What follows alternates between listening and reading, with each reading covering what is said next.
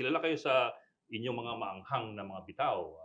Actually, 'pag nagbitaw kayo, ang binabanatan niyo hindi lang si Duterte pati si Pangulong Marcos. Mm. Wala ba kayong concern na kasi that's a sizable chunk of the electorate na nandun pa sa dalawang kampong yun. Wala ba kayong pangamba na habang umaanghang kayo, baka mas mahihirapan kayo makapwesto? Tinataas natin ang diskurso, Ed, ano?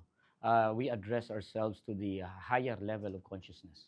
We don't want to tail yung mas mababang level ng consciousness. Yan ang kailangan para magbago ang ating politika.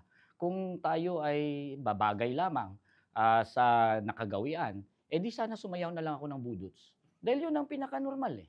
Sumayaw ako ng budots, wala akong sasabihin na may laman, para wala ka rin kalaban o magiging so-called relatable ka lang, I totally reject that because that is a feature of the old politics and I am for new politics. But some of your political allies have resorted to going on TikTok and doing the dance routine. Of course, they're also doing serious campaigning, but at the same time, medyo sumasaw na silang konti dun sa you might call populist, more populist imaging. In the short run, it may be also wise for them to do what they have to do, given the type of politics that we have. Pero in the long run na meron tayong general discontent na mararamdaman from all quarters. Wala namang may gusto sa political dynasty sa totoo lang eh. Naboboto yan dahil sa pananakot nila at paggamit ng pera. Pero in the long run na ito ay magkakaroon talaga ng pag-snowball ng discontent. I think what I bring into the table, yung seriousness na dinadala natin na hindi tayo sumasayaw, hindi tayo nagbibiro, at ang talagang binibitbit lang natin mga totoong mga solusyon. I think that is the future of Philippine politics. Attorney, ano lang ako, no, follow up ako dun sa kay Ed, no? Kasi sinabi po ninyo, in the long run, magsusnowball siya. So, kayo po ay ngayon nire-represent po ninyo mahihirap, mga manggagawa, pero tila yung mga binoboto po ng taong bayan, yun pa rin yung mga may kaya, nasa political dynasties, paulit-ulit. Paano po ninyo sosolusyonan po ito? Dahil in the long run pa po yung snowball effect eh. Nakagapos kasi sila eh. Hindi naman free choice yan eh ng mga mamamayan nating mga api sa lipunan.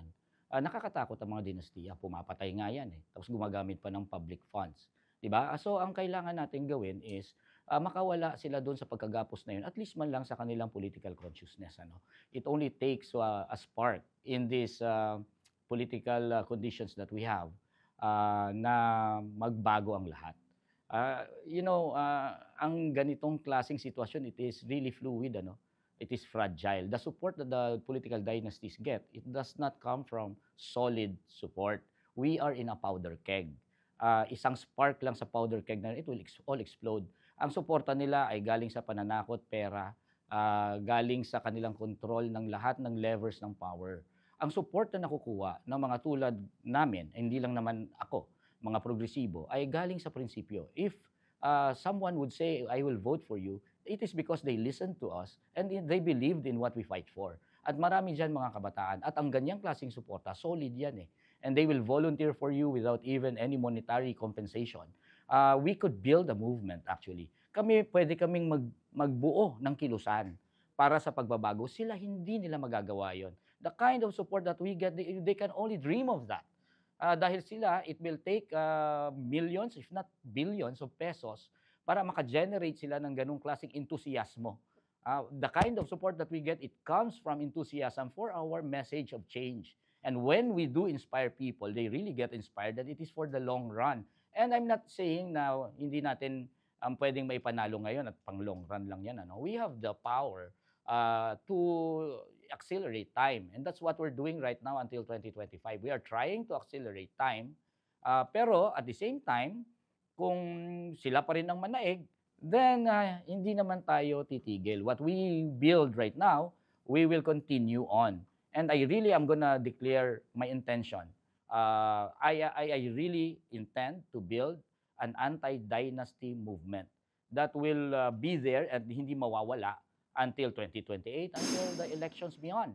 At yan ang sa tingin ko, pag inuuk-uk natin ang pundasyon ng monopoly of power ng political dynasty, we will win.